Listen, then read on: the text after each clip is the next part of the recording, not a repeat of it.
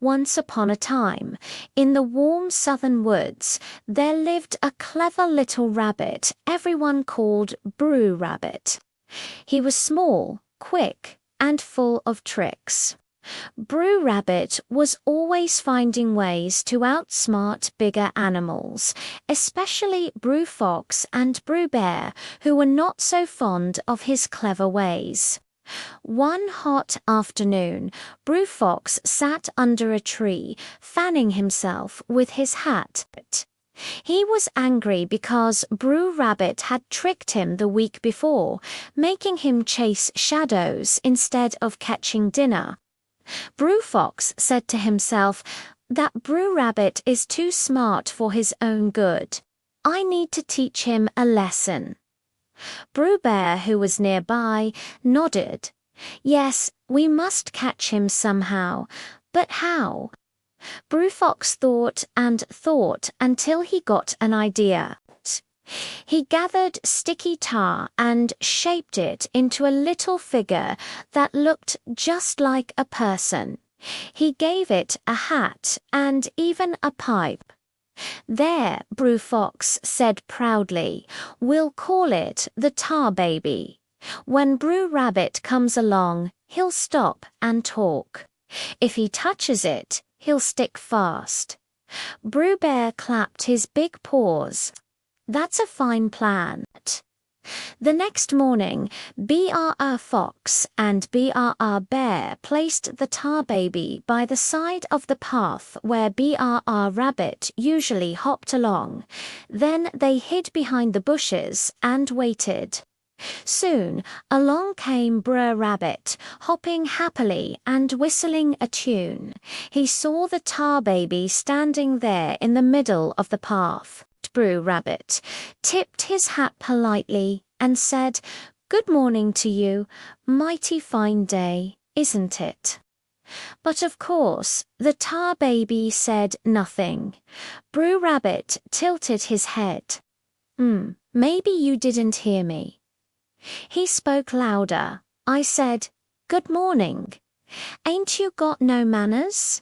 Still, the Tar Baby said nothing. Br'er Rabbit frowned. "Well, now, you're a rude fellow." His ears twitched in annoyance.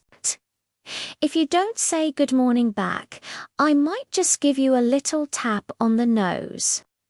He raised his paw and tapped the Tar Baby on the nose. Squish. His paw got stuck tight in the sticky tar. "Oh no," cried Br'er Rabbit. "Let me go this instant." He pulled and tugged, but the more he pulled, the more stuck he became.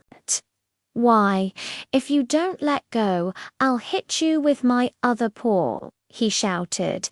He swung his other paw, squish. Now that paw was stuck too. Br'er Rabbit kicked angrily. "Take this, you impolite rascal." He kicked with one foot, squish, stuck again. He kicked with the other foot, squish. Now both feet were stuck. Before he knew it, Br'er Rabbit was stuck all over arms, legs, ears, and tail. The Tar Baby just stood silently, holding him fast. From the bushes, Br'er Fox and Br'er Bear jumped out, laughing. "Ha! We got you this time, Br'er Rabbit." Br'er Fox grinned so wide his whiskers shook. "Now, what shall we do with you?" Br'er Rabbit gulped. He knew he was in big trouble. But remember, Br'er Rabbit was clever. He wiggled his nose and thought quickly. "Oh, please, Br'er Fox," he said, pretending to cry.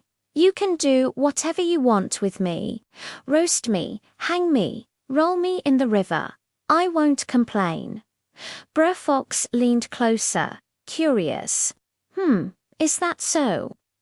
Br'er Rabbit nodded quickly, then added in a whisper, "Just please, please don't throw me into that briar patch over yonder. Anything but that." Br'er Bear scratched his head. "What's so bad about a briar patch?"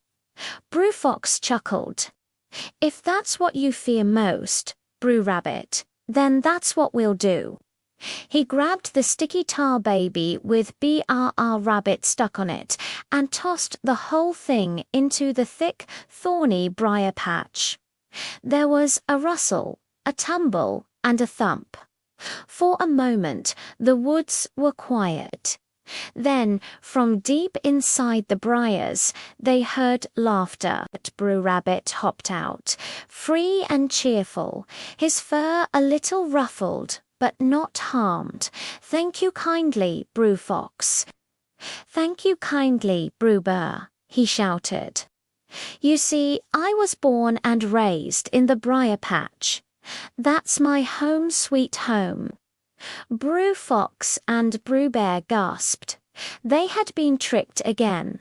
Br'er Rabbit twitched his ears, gave a happy hop, and disappeared down the path, calling out, "Better luck next time, friends." The animals shook their heads, muttering. They had to admit Br'er Rabbit was just too clever for them. And so the lesson of the story is this. Sometimes quick thinking and clever words can help you escape even the trickiest situations. But bragging or playing tricks too often might land you in sticky trouble.